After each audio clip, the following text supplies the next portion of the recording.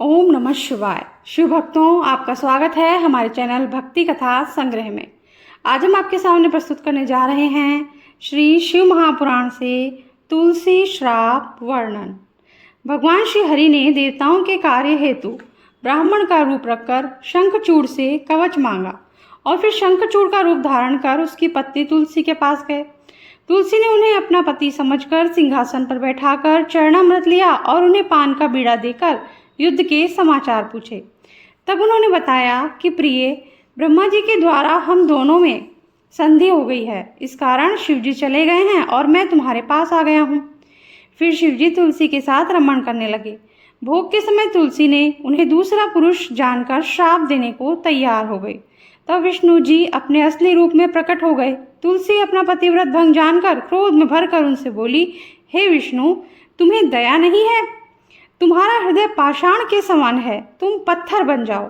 तुम्हें दया का सागर कहना गलत है। तुमने छल से अपने भक्त का वध कराया है। इतना कहकर वे विलाप करने लगी। उसका विलाप देखकर श्री हरि ने शिवजी का स्मरण किया। तब वहां शिवजी प्रकट होकर तुलसी को संसार की नश्वरता की बात समझाने लगे। उसे उसकी तपस्या का फल प्रदान किया। उससे कहा, तुम दिव्य रूप धारण कर बैकुंठ में श्री हरि के साथ रमण करो। तुम एक रूप से नदी और दूसरे से तुलसी नामक वनस्पति बनोगी। क्षीर सागर की तुम पत्नी भी बनोगी। इस तरह तुलसी को समझाकर भगवान शंकर ने कहा कि तुम्हारे श्राप से विष्णु भी शिला बनकर तुम्हारे साथ नदी के जल में रहेंगे। उस शिला को अनेक कीड़े काट काट कर चक्र के निशान बना देंगे, तब उसे शालिग्राम कहा जाएगा। इस प्रकार तुलसी को समझाकर शिव जी अंतर्ध्यान हो गए। तुलसी भी शरीर को त्याग कर दिव्य रूप धारण करके विष्णु जी के साथ बैकुंठ को चली गई।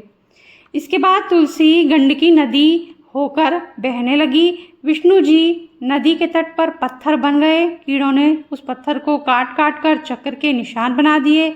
वे पत्थर बड़ी ही पुण्यदायक हुए। अगला है हिरण्याक्ष वध। एक बार भगवान शिव पार्वती के साथ काशी नगरी में आए। वे काशी को अपनी राजधानी बनाकर रहने लगे। भैरव को काशी नगरी का रक्षक बनाया। ये वहाँ तरह तरह की लीला करते हुए सुखपूर्वक रहने लगे। इसी प्रकार वे मद्राचल पर्वत पर भी पार्वती के साथ विहार करते रहे। एक बार पार्वती जी ने खेल खेल में अपने कमल रूपी हाथों से भगवान शिव जी के नेत्रों को बंद कर दिया। इसका परिणाम यह हुआ कि संसार में अंधकार का राज्य हो गया। एक विकराल मुख वाला, जटाधारी, सांवले रंग का, विकृत रोम वाला अंधा मनुष्य उत्पन्न होकर नाचने लगा। उसको देखकर पार्वती आश्चर्य में पड़ गई। उन्होंने भगवान शंकर से पूछा, हे स्वामी, यह मनुष्य कौन है? इस पर वे हंसकर बोले, यह तुम्हारा पुत्र ही है।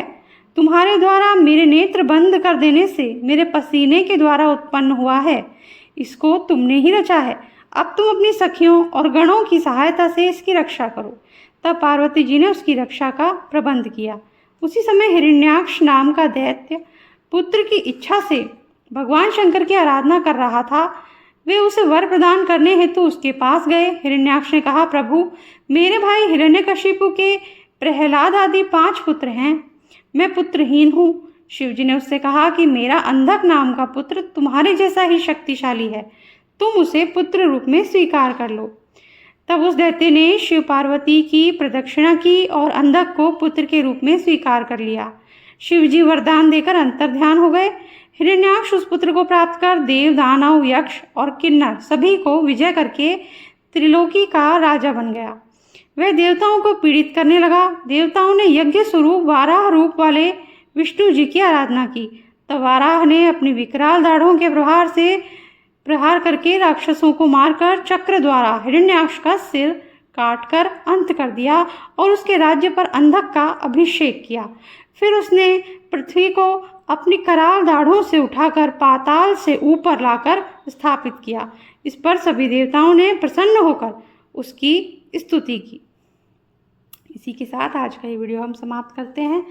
अगर आपको अच्छा लगा हो तो लाइक कर दीजिए और चैनल को सब्सक्राइब कीजिए, बेल आइकन प्रेस कीजिए ताकि हमारे आगे आने वाले वीडियोस भी आपको आसानी से मिल सके। Thank you. जय शिव शंभू।